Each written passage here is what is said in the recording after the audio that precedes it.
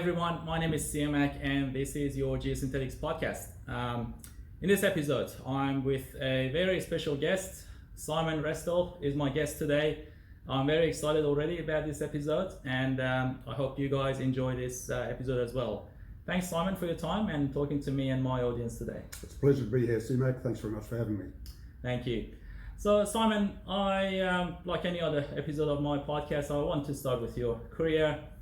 I have heard lots of stories about your career and it was pretty fascinating to myself. So I want to ask about, generally where you started and how did you end up in geosynthetics industry? Yeah, it's interesting, and it did not follow a conventional course. I think like every young man, you think you're following your passion, you're following some instincts with engineering and so forth, but to end up in geosynthetics was completely a fluke. Really, my background was mechanical engineering, and it was purely by coincidence that I had an introduction to an Australian civil engineer, Sam Cant, that had spent 20 years of his professional life in Canada, where he was first introduced to geosynthetics during the 1970s. And with a young family, he decided to relocate back to Australia to establish his business in geosynthetics then. And it was during an introduction and a phone call with him that he said, "Hey, we should get together, talk about this some more. I think you'd really like what we're doing and be interested in that." And I was living in Sydney at the time, and he was in Queensland on the Gold Coast, just establishing a new facility. And literally, I jumped on my motorbike and rode from Sydney to the Gold Coast over the weekend so we could have that discussion. So it was really surprising and unsuspected and spontaneous. Perfect. That's a very interesting story. And which year was this? This was March 1982, so 38 and a half years ago. Just seems like the other day for me, but I know for a young man like yourself, it probably seems like a long time, and for many of you viewers, probably seems like a long time. But it's been such a great journey. I've been in geosynthetics ever since then, and committed to it as an industry, and I've seen some remarkable growth and changes in it. So it's been a really great journey. I've been very fortunate to have been part of that journey. That's how I see it. Absolutely. So you're taking us almost 38, almost 40 years back. I think a lot of people that I talk to, we can understand what was happening maybe 15, 20, 25 years ago.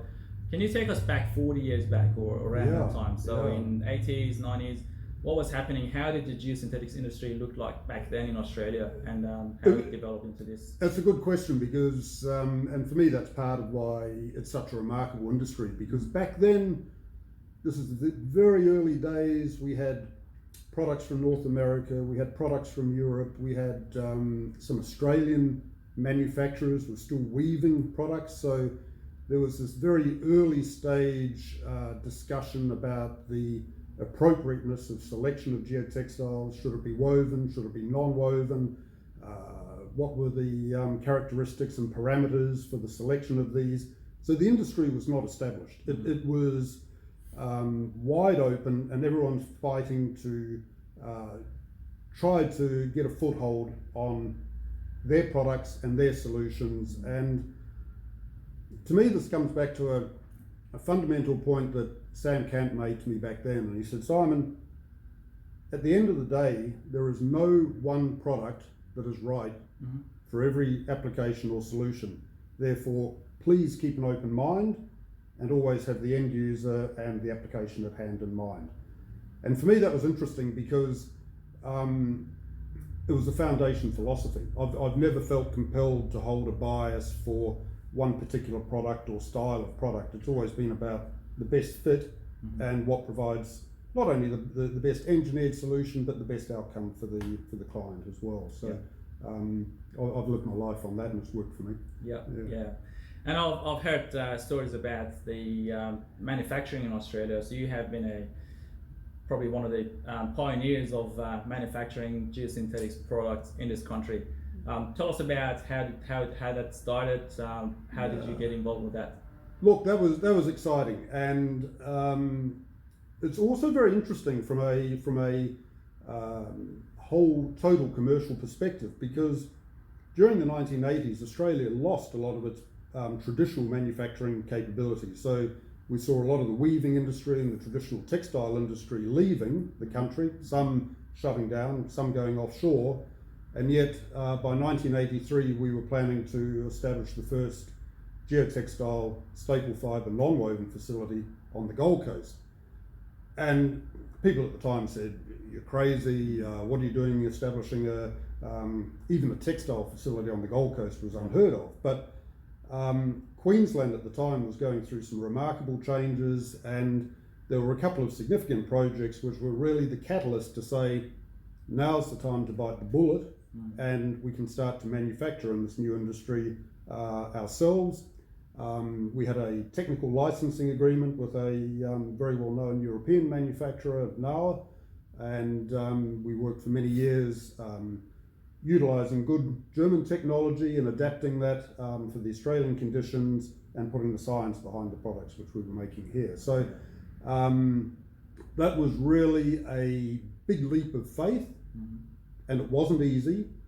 And manufacturing on the Gold Coast wasn't easy because the Gold Coast was a tourism and a building type environment. So we didn't have inherent skills within the population. So this leap of faith was one thing, but not having appropriate skills within the Gold Coast population was a problem. You know, a lot of tourism operators, a lot of builders. So we struggled for a little while finding the right people. We didn't have a university, we didn't have well-established laboratories or other technical support. So we really were out on the cusp of middle of nowhere and had to work hard to pull these together. But it also brought the best out of people because there was a commitment for the long term. This wasn't a short-term plan, it wasn't a fly-by-night type scheme. People could see that this was a real business, was a real industry that had a future, and our products by then were already extensively being used in Gold Coast projects and in the Brisbane Gold Coast corridor. So they were exciting times. They were heady days of growth and application, and just you couldn't have asked for a better platform for a new industry. Yeah. You know, back in 1982, to sell a couple of rolls of geotextile was a big deal, but all of a sudden we're starting to get standards understood and accepted. People are starting to understand products and correct application. Engineers are engaging, looking for solutions and wanting help. Yeah.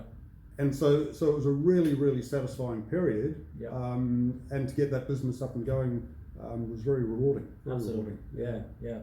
Very interesting. Well, you talked about Brisbane Gold Coast corridor and a couple of projects you started with. I think that brings me to the next question about maybe key projects. Just name a few in the past so many years, and which ones you still remember as very, very. Look, I'll keep my Australian-based hat on at the moment because there have been many. But the catalyst for the manufacturing facility was the Nerang River Training Wall project, which was the major coastal works to stabilise the Southport Bar and to make it a safe crossing from the Pacific Ocean into the Gold Coast Broadwater. And also parallel to this, we started to work a lot with hydraulically filled geotextile containers for applications in coastal solutions, and this was driven by engineers with the Gold Coast City Council at the time. The Nerang River training walls have actually created a shortage of large, suitable rock, and therefore it was opportune to try to explore other opportunities where we could use geosynthetics to build the core or to build structures with short, medium-term longevity, and that then evolved into what's recognised as the North Kira geotextile groin, which in 1985 was one of the largest geotextile structures built directly on the Pacific Ocean in an active surf zone, 115 metres long, and a lot of geosynthetics in it. It ran for 24/7 construction period. I think I went for the first 5 days with virtually no sleep. Yeah. So again, another exciting project. Yeah. And these were right on our back doorstep. But if you look at the whole picture, that Gold Coast corridor, Hope Island was developing, Sanctuary Cove was being built, Sovereign Islands at the northern end of the Gold Coast was just a little island called Andy and Griffin Island sitting in the middle of the Broadwater. Yeah. So all these canal estates which were evolving out of this generally fairly poor low-lying land all required geosynthetics. That's right. Drainage, reinforcement, and it was just acres and acres of earth-moving machinery and geosynthetics and contractors, and the boom was on. And you go down there now and you look at these golf courses and these residential gated communities, and it's been a real success story. But we shouldn't forget the infrastructure, which comes with that, connecting, the M1 Brisbane to Gold Coast, the Gateway projects. You go back to the day in the early 80s, we didn't have the Gateway Arterial Bridge across the Brisbane River, so you used to have to come all the way in through Brisbane City and out through the valley. So push north into the Sunshine Coast, and then in more recent years, we've seen all these great projects down through northern New South Wales, through the Cane Lands, again through low-lying country, which have consumed enormous volumes of geosynthetics and reinforcement, drainage, PVDs, and so on. And they've all been testament to, in my opinion, the success of what geosynthetics have brought to the table. So there's no one standout. They're all great projects and part of the great journey. Absolutely. And I think that journey is what's you always remember. Basically, I think you remember the projects, how you started from, where did you start, and basically the journey that takes you to this to the geosynthetic industry as it is now. Well, the other question I wanted to ask you, Simon, is so manufacturing basically. So that has been a core part of, I think, your career. What do you think that manufacturing brought to your career, or this, because it's sort of you need to close a cycle in terms of it's just not just manufacturing or producing something. No. Look, I think that's a very important question. It's a good question, because to me it's in man's DNA to build something and want to build something. We like to build things. We want to be creative, and what the opportunity of manufacturing with geosynthetics brought was a closed loop, because we had a manufacturing facility that employed people. By employing those people, they established livelihoods, families, houses and partnerships, so that became a life. We provided solutions to projects and to engineers, and that was very rewarding, because you took a product out the door, you took it to site, you saw it installed. Happy days, job done, great outcome, and it goes on. So for me, that's why I stayed with it and enjoyed it so much, because it was a complete life cycle of that, joining the dots between the manufacturing, the people involved in that, the technical aspects of that, and supplying solutions, and happy customers basically at the end of the day.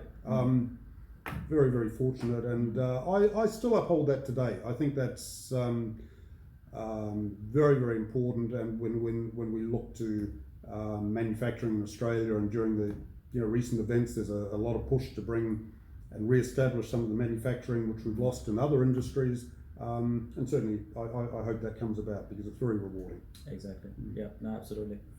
One last question, Simon. Like any other episode of my podcast, your career highlights. What do you think that highlight was in your almost 40 years in this industry, and why do you think that's your highlight?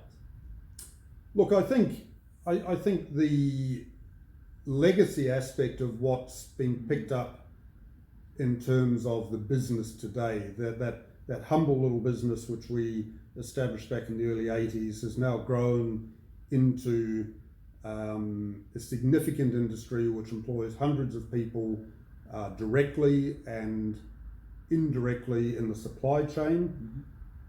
It has the support of significant shareholders that recognise the importance of product development, innovation and providing new solutions. So to see that growth and to see that certainty and commitment coming, to me, that's the most satisfying thing, because it's not about me, it's about the industry, and it's what it means to all those other people now.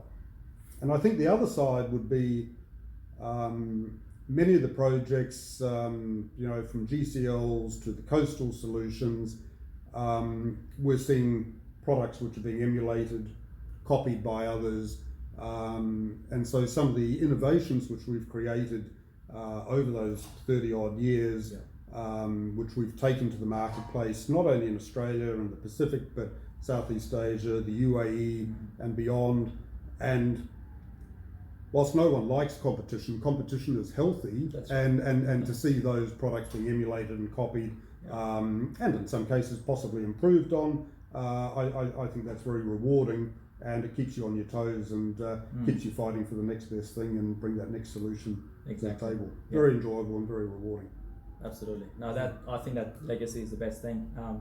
When you getting closer to the few last years of the career, you look back and you've done something quite significant. Look, it is, but I'm as motivated and energetic as ever. Yes.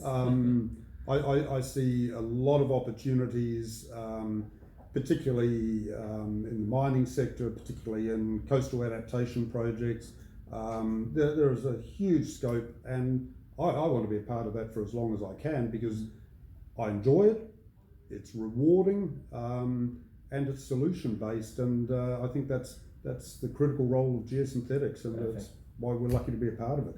Absolutely. No, very, very interesting journey that you had, and thank you, Simon, for your time for this episode, and thank you to all my audience who listen to this podcast, and we catch you in the next episode. Thank you. Thanks, Siamak. Pleasure.